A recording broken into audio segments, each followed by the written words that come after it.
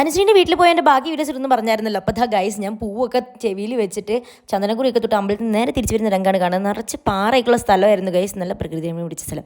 പിന്നെ ഇങ്ങനെ വരുമ്പോഴാണ് പാറമട കാണിച്ചത്. ഇവിടെ നവമിക്ക് മുന്നേ ഓരോരുത്തർ മരിക്കുന്നു പറഞ്ഞുകൊണ്ട് ഞങ്ങൾ മുകളിൽ നിന്ന് കാണിച്ചു തന്നു കേട്ടോ ഗൈസ്. പിന്നെ ഈ കാണുന്ന കൃഷ്ണതുളസിക്ക് നല്ല സ്മെല്ലുണ്ടായിരുന്നു. എൻ്റെ നാട്ടിലെ കൃഷ്ണതുളസിനേക്കാളും എത്രയോ നല്ല മണമാണ് കേട്ടോ അവിടുത്തത്. പിന്നെ ഈ കാണുന്നത് പച്ചപ്പും ഹരിതാവയും പിടിച്ചൊരു കുളമാണ്. ഞങ്ങൾക്ക് അടുത്തോട്ട് പേടിയായിരുന്നു, എന്തിനാ വെറുതെ നവമിക്ക് മുന്നേ മരിക്കുന്നത്. അപ്പോൾ നമ്മൾ ആമ്പൽപ്പാടം കാണാൻ വേണ്ടി പോയപ്പോൾ അവിടെ ഒരുത്തൻ നിൽക്കുന്നുണ്ടായിരുന്നു.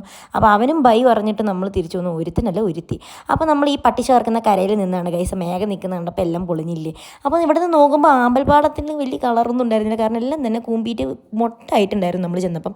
പിന്നെ കിട്ടിയൊരു മൊട്ട് നമ്മൾ പറിച്ചെടുത്തു ആമ്പലിൻ്റെ. നല്ല സ്മെല്ലുണ്ടാവും വിചാരിച്ചിട്ട് മൂക്കിലേക്ക് വെച്ചതാണ് ഗൈസ്, പക്ഷെ മണമൊന്നും ഉണ്ടായിരുന്നില്ല. ആമ്പല് പറിക്കാൻ പോയതുകൊണ്ട് നല്ല ചെറായതുകൊണ്ട് കാല് കൊണ്ടുപോയിട്ട് എല്ലാവരും താഴ്ത്തി അങ്ങോട്ട് ഇറക്കിയിട്ടുണ്ടായിരുന്നു. അപ്പോൾ നല്ലോണം ചെളി പിടിച്ചിരുന്നു. അപ്പോൾ എൻ്റെ ഈ വളിച്ച് പോകുന്നുണ്ടപ്പോൾ ഞാൻ ഇറക്കിയെന്ന് മനസ്സിലായില്ല. അപ്പോൾ എല്ലാവർക്കും എൻ്റെ ബൈ.